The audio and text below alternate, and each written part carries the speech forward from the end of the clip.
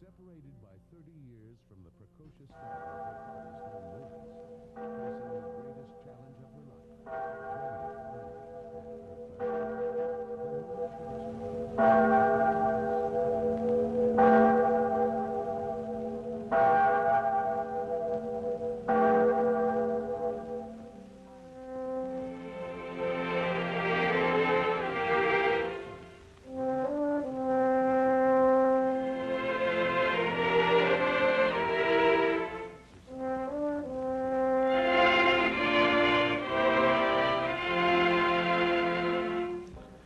From the earliest times in Japan, many highly skilled swordsmiths have forged extremely fine swords.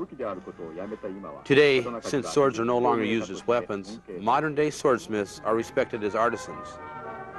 This is the shop of swordsmith Miyari Shohei, who lives in Nagano Prefecture. His students are producing bundles of straw, which are burned to create ashes. This is a necessary process in the forging of a sword blade. Students have many preparations to complete before the actual forging of a sword blade.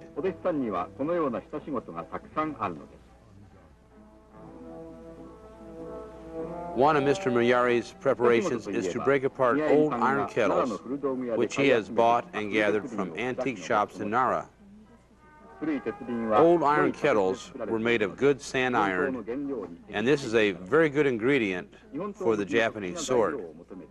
The material used for a Japanese sword is specially chosen. Some swordsmiths gather old temple nails as well for their swords. The fragments of the iron kettle are gathered and melted over a charcoal fire. This process of resmelting the steel is called wakasu. And the steel end product of this process is called oroshigane. This process is a simple refinement for the making of swords.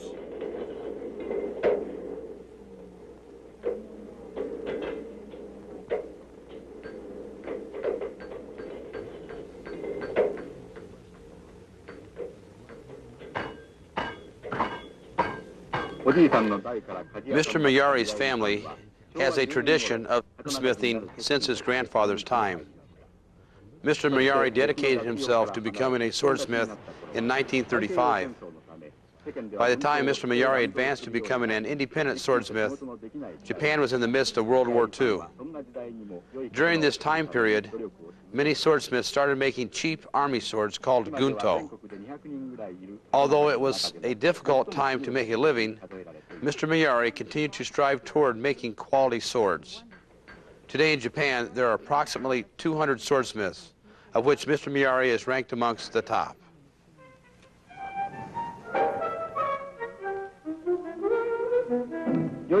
Without good steel, a good sword cannot be made. Blocks of steel made from the scrap kettles are broken again and stacked. It is then remelted before actually starting the forging process. It is first wrapped in rice paper.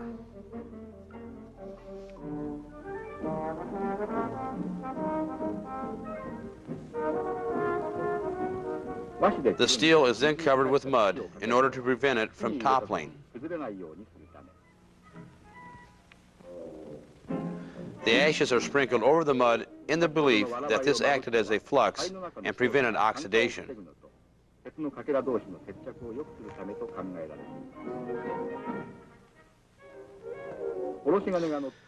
This long-handled platform upon which the iron is put is called a teiko.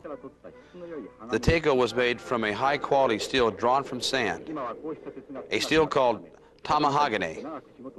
This high-quality steel is rare today, so Mr. Miyari uses the special steel which he bought before the war very sparingly.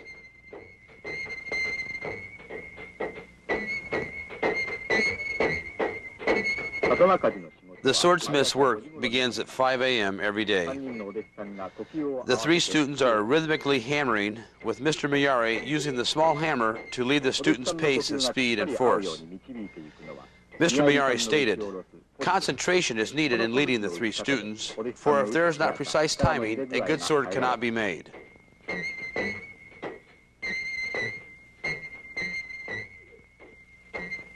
3人を相手にするときはよほど気持ちを引き締めないと呼吸が合わず、思ったようにうまく鍛えられないと宮入さんは語っていました。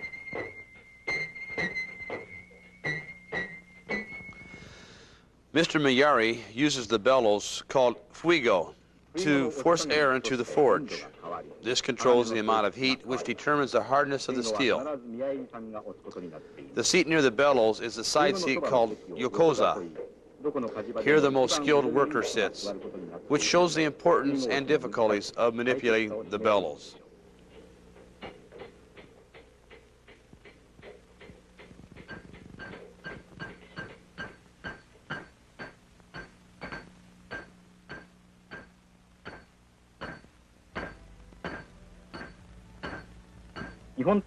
Making the sword requires many different kinds of steel. The preparation of steel is called shitagate, or foundation forging.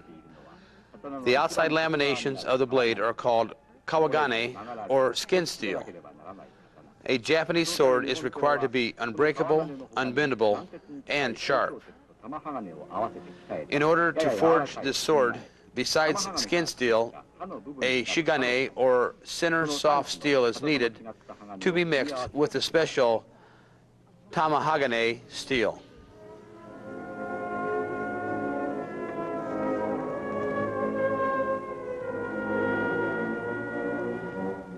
The hardest steel is used to make the sword's edge.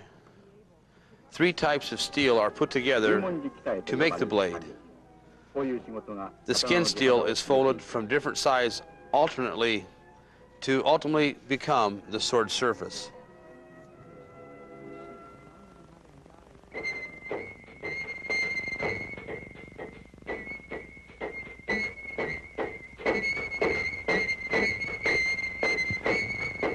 The intrinsic essence of a Japanese blade is sharpness and beauty. Both are needed for perfection in a Japanese sword, and unique methods are devised by skilled swordsmiths as ways to satisfy the demand for both.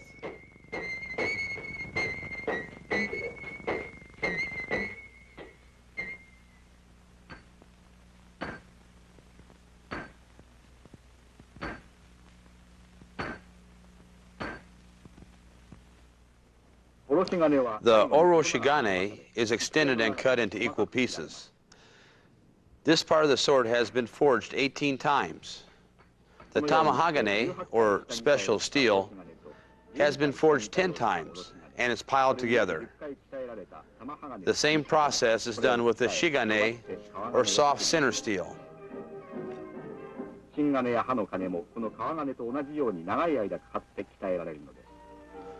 All of this takes a very long time.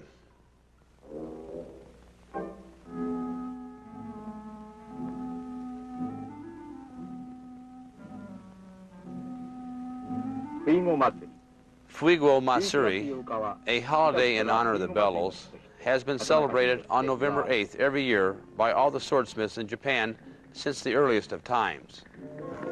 More than just a formality, he wants to make a better sword. This does not have any religious significance. Rather, he wants to show thanks to Fugyo, the bellows, which he uses all year long. He offers small portions of food to the bellows to give thanks.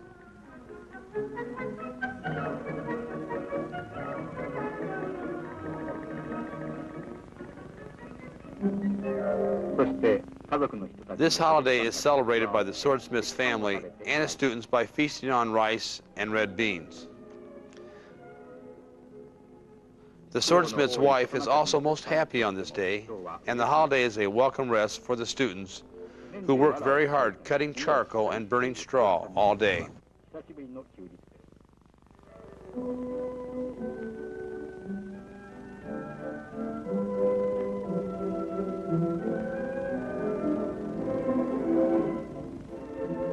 Serious swordsmiths like Mr. Miyari have only recently been able to make a living by making swords. Up until 2 or 3 years ago, he only made hoes and sickles to make a living. Mr. Miyari is usually covered in ashes, working from morning till night. But today he takes his children to enjoy the Chikuma River and to the mountains to pick persimmons, which he says he enjoys.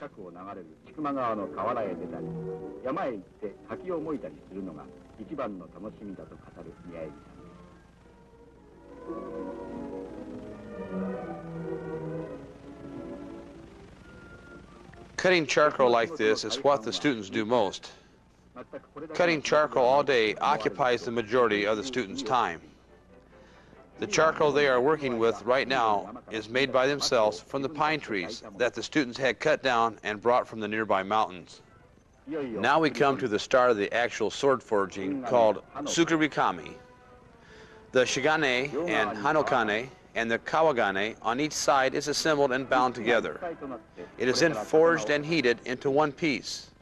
This process takes many heatings and forging until the smith is fully satisfied that all the steel is well adhered to each other.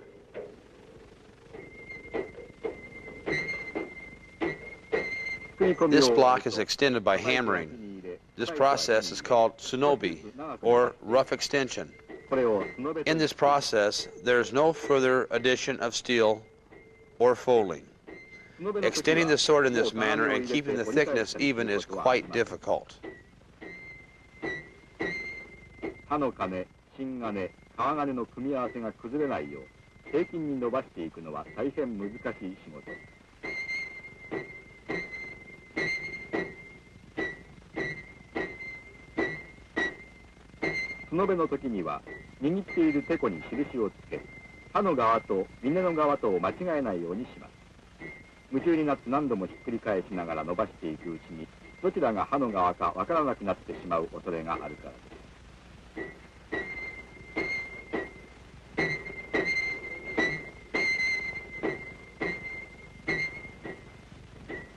A mark is put onto the handle to indicate the edge size versus the back side, so that there is no chance of a mistake during the rapid pace.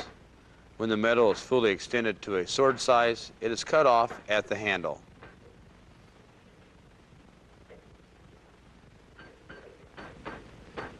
The sword is then forged from the handle to the tip. When the smith gets to the tip, he makes a diagonal cut and forges the point, called the boshi zukuri. With the repeated heatings and forging of the steel, the edge is gradually thinned. The bar steel is brought to its rough sword shape by solely using the hammer, called the kozuchi, and the anvil, called the kanatoko, a process learned only from much experience. This work is called hizukuri. 長い経験によって鍛えられた宮入さんの腕は正確に動いて、刀のどの部分にも平均した力が加えられるのです。これらの仕事を火作りと言っています。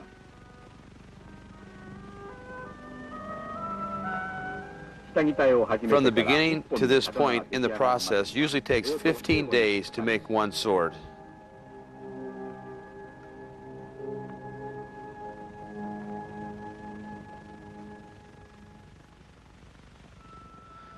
The sword is further refined with a file called yasuri and a draw shave called sen, which brings out the first gleam of metal from the black color of the sword.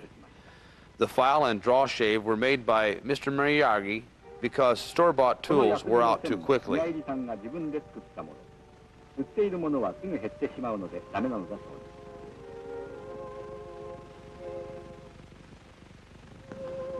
After exposing the sword, Mr. Miyari washes it in aku. Using a spatula he made himself, Mr. Miyari applies a coat of fireproof clay called yakibasuchi onto the sword, a clay that he made himself. Where he wants tempering, he applies a light coating. Where he does not want tempering, he coats thickly. All this is done very delicately. The temper line, or hamon, appears at the junction of the two coats, and its application is very important. The spatula is important in determining the thickness of the mud. They do this to give the temper a delicate and ineffable quality.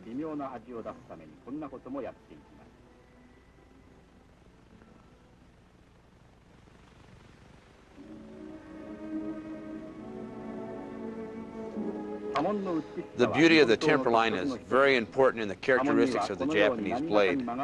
There are two general types of temper lines. One is wavy, called midariba. The other is straight, called suguha. Temper lines are determined by the coating of the clay. Now comes the hardening of the edge, called the yakiri. Setting the temper is done in a dark room in the evening when the color of the fire can be observed. The fire is properly heated. Then, the critical moment in which the blade can come out good or be ruined. This is the hardening. The temperature of the fire and the temperature of the water into which the sword is plunged is a closely guarded secret of each smith. Any warping or correction of curvature is taken care of, and the smith does a rough grinding called Kaji to expose any flaws. The tang is finished and a pattern of file marks is added. By examining the file marks, one can determine when it was made, its style, and also by whom it was made. The hole for the handle peg is punched, and the blade is sent to the polisher.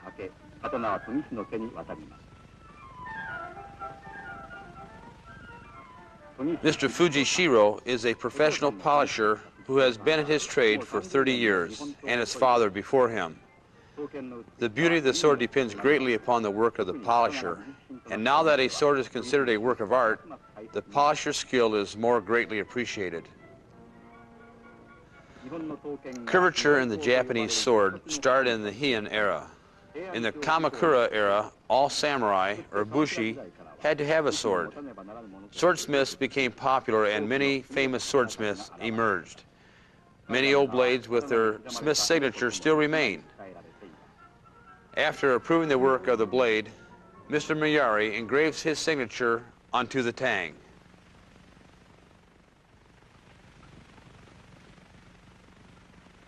Mr. Miyari states, "My object in making swords is not to produce a weapon for killing, but rather to perpetuate an art form that results in great beauty.